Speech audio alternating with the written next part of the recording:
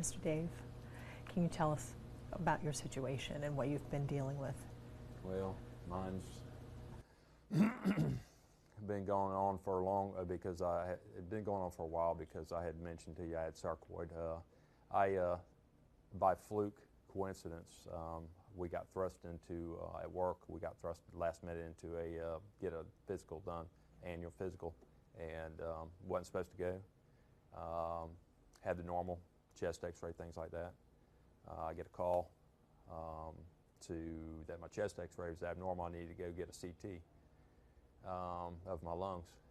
I go and get CT, and I asked the guy doing the test, and he said, well, I can't tell you exactly what it is because I don't read them, but I can tell you whatever you got, your lungs are covered up.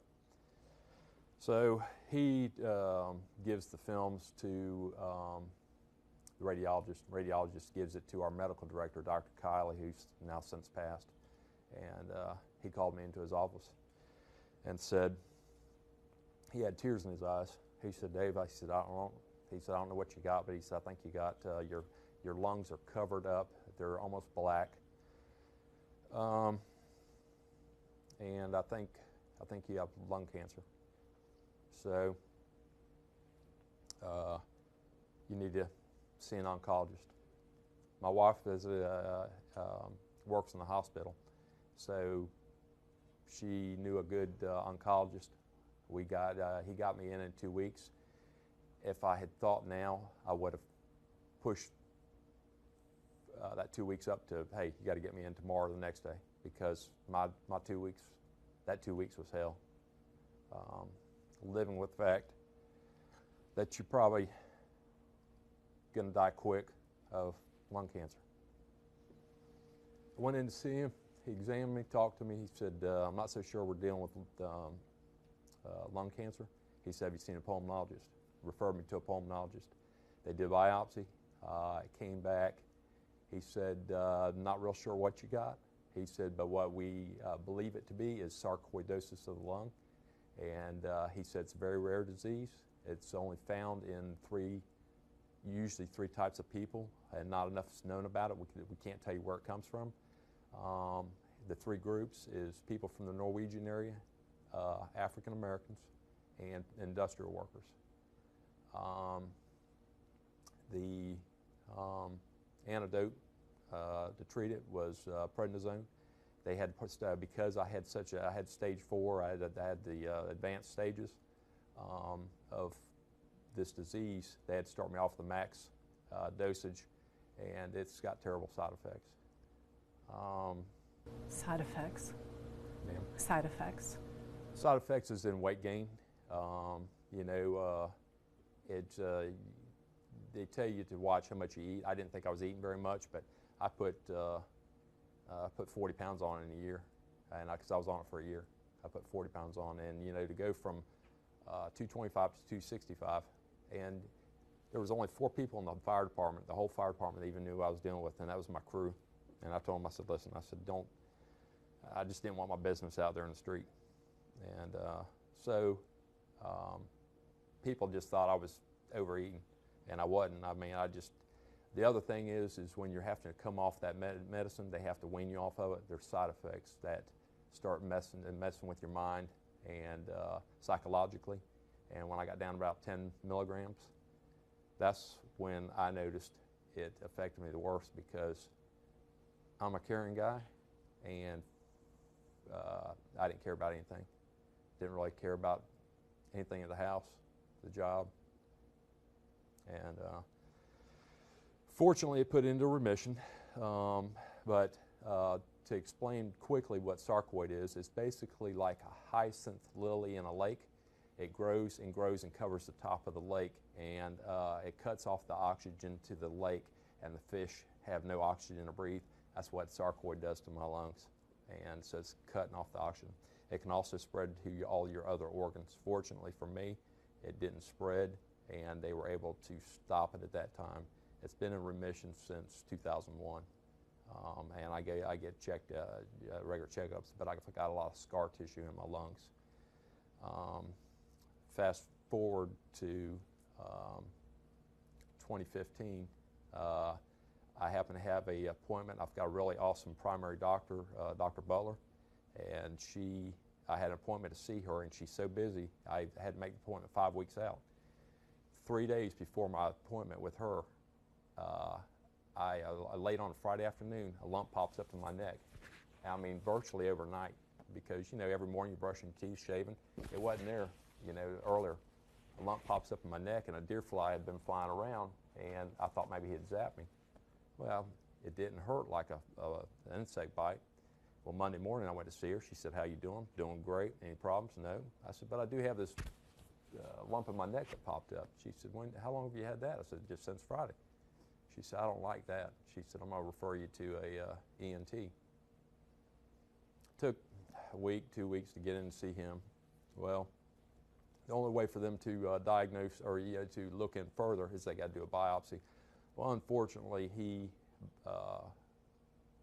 botched the biopsy, stuck me in the neck twice, and didn't get good samples. And that wasn't a pleasant experience. I said a couple bad words. And then come to find out a week later, he said, "I'm sorry, I didn't get a good sample. I don't know." You know. So instead of him doing it again, my wife called over to the hospital in Orange Park, and Dr. Moon and his staff of 5 nurses brought me in and laid me out and to do the biopsy. And he had an ultrasound machine right there, and he said, and he's showing me, he said, "This right here is the mass. I'm measuring it." He said, "You see this right here?" And I said, "Yes, sir." He said, "You know what that is?" I said, "That looks like my carotid artery." He said, "That's exactly right." He said, "Your carotid, it's laid up, whatever this is, it's laid up right on your carotid artery." He said, "The reason I'm using ultrasound," he says, "if I punch through that mass into your carotid, I've got a whole new set of problems that I don't want to deal with." Thank goodness that didn't happen with the first. The first one did it blind. And fortunately, he's not affiliated with Orange Park. And that's all I have to say about that. But anyway, they got the biopsy. I saw in the specimen jar, he got 3 awesome samples. This happened to be on the weekend, Memorial Day weekend of 2015. So we had a graduation party to go to. I'm dealing with this, you know, and putting on a good face. Well, he said, "We'll try to let you know something over the weekend." It didn't happen, but that's okay. Things happen. Tuesday come around, everybody's going back to work. Well, I knew they had the results. I'm dropping my wife off at the hospital, and I'm in the parking lot of this doctor, and I call him. I said, "Hey," I said, "This is Dave Thomas. I'm dropping my wife off." I said, "You should have the results back. Can I come in and get the results?" I didn't have a meeting planned with him. The lady said, "Let me check." She says, "No." She said, "The doctor said that he'll call you if you come in. Sometimes that tends to mess things up." I'm like, "Really?" I kind of realized what they were fixing to tell me. He tells me on the phone, he said, "You've got a cancer, and we're trying to determine exactly what type it is right now. We've got a few more tests we have to do," meaning the hospital had a couple more tests. So at that point, I was pretty much done dealing with him. I started dealing with the hospital. They diagnosed me with large B-cell lymphoma, fast, aggressive style cancer. They get me, my wife talked to a couple surgeons, a couple of physicians. They said, "Get him into Mayo, and if you can't get him into Mayo, get him over to Dr. Mosey at Cancer Specialists of North Florida in Fleming Island." Well, Mayo wouldn't touch me because I have an HMO. They don't take HMOs. I would have been 100% out of pocket. And I told my wife, I said, "I'm not going to let this ruin us financially." So I got in to see Dr. Mosey. He did a bone marrow test, or a bone marrow biopsy. And I went back to work that night. And my physician thought I was crazy. She said, "That's a pretty extreme test and for you to go back to work." we met with him on a Thursday. He said, I want to start treatment on Monday. And I'm thinking, whoa, doc. I said, that's pretty quick. He said, well, we've lost a month in between your doctor sending you to an ENT and you getting here. He said, then this is aggressive. And he said, I've got to get on it.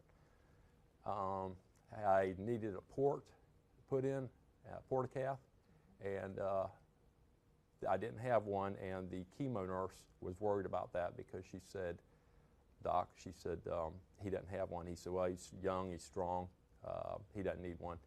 And she said, doc, she said, some of the medicines I've got to give him, if it gets outside that port, it will destroy his muscle and his tissue. It'll eat it down to the bone. And my wife asked her, she said, what would you do if that was your husband? She said, he'd have a port. Dr. Bates threw a port in for me the next morning. Monday morning, I'm getting my first treatment. I went through 6 months of treatments. The first three treatments, I was rocking along. And my chief told me, he said, you know, Dave, he says, if I didn't know you were sick, he said, I wouldn't know any better because you're running circles around the young guys. And the fourth one got my attention. The fifth one knocked me to my knees. And the sixth one put me in the hospital for 8 days.